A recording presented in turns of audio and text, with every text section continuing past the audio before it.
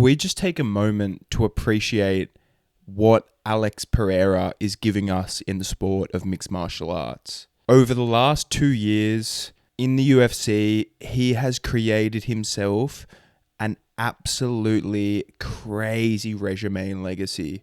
What he's building for himself and what he's, like I said, giving all of us as fans of this sport is nothing short of spectacular. And I just wanted today have a little reflection at what makes this guy so special inside that octagon. In an era of entertainment, where you saw a guy like Conor McGregor bring in so many new fans to the sport, someone who is so entertaining and dynamic, not only in the cage, but also on the microphone. The guy doesn't even speak English, really. And the amount of stardom, the amount of fans that he has on the casual side of things through social media, the influence he has in the sport is so, so wild for someone who doesn't even speak English. He lets his fighting do the talking through and through. And what can you say about his fighting style? Not only is it some of the most devastating, brutal striking, but how he's able to put it together and how effective he's able to make it against all of these top guys is breathtaking. At this top level, a bad hair day could be the difference between winning or losing. You heard Alex Pereira talk about not only in this fight coming in injured, but in previous fights, he's come in and saved the cards injured. Only having a couple of weeks to train for this fight, going through a throat infection, and, that really bothered him during the fight. Khalil hit him with a beautiful round kick to the body.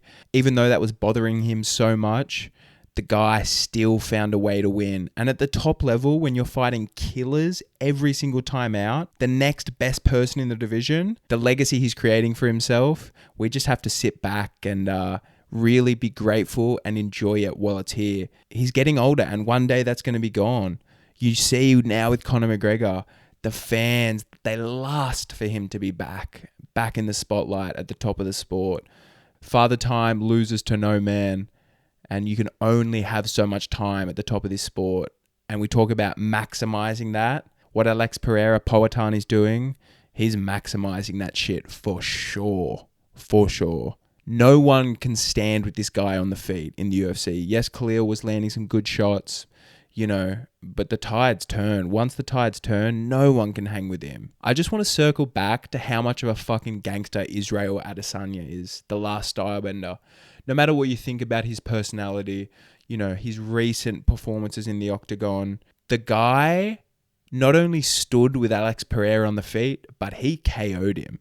He had him hurt bad in the first time that they fought, unfortunately got clipped at the end there. But he's the only guy who's able to not only stand, but hurt Pereira on the feet and really, really make Pereira respect his game. Like we heard Israel talking about recently, he hopes that he's the only ever guy to beat Pereira. The fact that he could stand there with him and knock him out like that, stand on business in there with Poatan Pereira, that's a true feather in your cap, my friend. You're an absolute warrior and an absolute savage. Whatever you do next, I'm going to be a fan for life, Izzy. I'm an absolute fan for life. Poatan Pereira is putting an absolutely beautiful win streak together up at light heavyweight.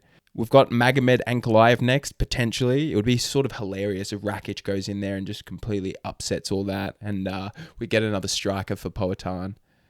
But is it heavyweight next? I know I really want to see it. The fans want to see Pereira up at heavyweight.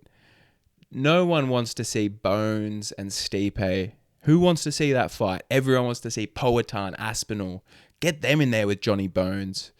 But I think Johnny Bones is going to be riding off into the sunset, as we've talked about before. What Pereira is doing, like I said, let's just sit back, watch, be grateful, and enjoy it while it's here.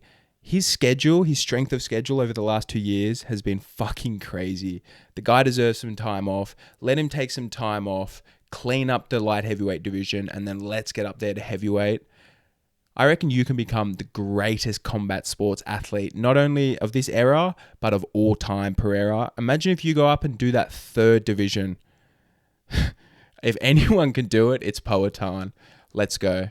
Khalil Roundtree is another name added to the list.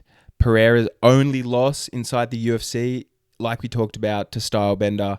That win ages like wine. Pereira continues to show his evolution, and like lots of guys over those first 2 rounds would have gotten disheartened or gotten off their game plan, especially in the condition that Pereira was: sick, a throat infection, not feeling 100%. But the guy's a stone-faced Terminator in there. He took what Khalil had to offer. No worries, I'm going to find my range and feel this. And once he did, it was absolute curtains. He's so fucking exciting to watch.